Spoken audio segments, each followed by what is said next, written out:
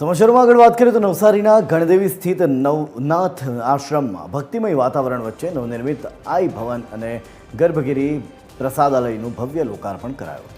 કેન્દ્રીય મંત્રી સી.આર. પાટીલ અને ધારાસભ્ય યોગી બાલકનાથના હસ્તે આ સુવિધાઓ ખુલ્લી મુકાઈ હતી। આ પ્રસંગે સી.આર. પાટીલે જણાવ્યું કે જે રાજકારણીઓ ધર્મમાં શ્રદ્ધા રાખે છે તે જ પ્રજાના હિતમાં નિષ્ઠાવાન સેવા કરી શકે છે। કાર્યક્રમમાં સાંસદ ધવલ પટેલે ઉપસ્થિત રહી નવનાથ આશ્રમના ભક્તોના નિવાસ ભવન અને ભોજનશાળાના લોકાર્પણ પ્રસંગે શુભેચ્છા પાઠવી।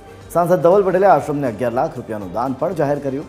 પૂજ્ય છોટે દાદાના સાનિધ્યમાં યોજાયેલા આ કાર્યક્રમમાં મોટી સંખ્યામાં ભક્તોએ હાજરી આપી હતી।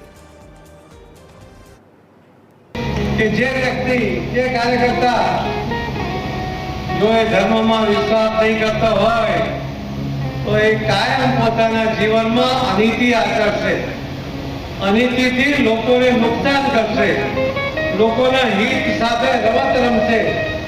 એના કારણે સામાન્ય લોકોને જીવવું ભારે પડી જાય એ રીતે કામ કરશે।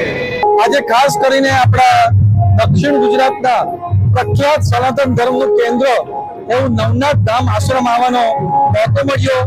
આપણા ભારતના કેન્દ્ર સરકારના જલશક્તિ મંત્રી સી.આર. પાટીલ સાહેબ, મહંત યોગી બાલકનાથજી અને બીજા આપણા મહંત સ્વામીજીને ખાસ કરીને છોટે દાદાની ઉપસ્થિતિમાં આજે ભવ્ય ભોજનાલય અને ભક્ત નિવાસનું આજે લોકાર્પણ આપણા સી.આર. પાટીલ સાહેબના હસ્તે કરવામાં આવ્યું છે। અને ખાસ કરીને આપણે જે ભક્તો આવે છે એમની સારી ભોજનની સુવિધા મળી રહે અને સારી રહેવાની સુવિધા મળી રહે એના હેતુથી આજે ભવ્ય આ પ્રોગ્રામ રચ્યો છે અને આજે હજારોની સંખ્યામાં ભક્તો પણ અહીંયા આવ્યા છે।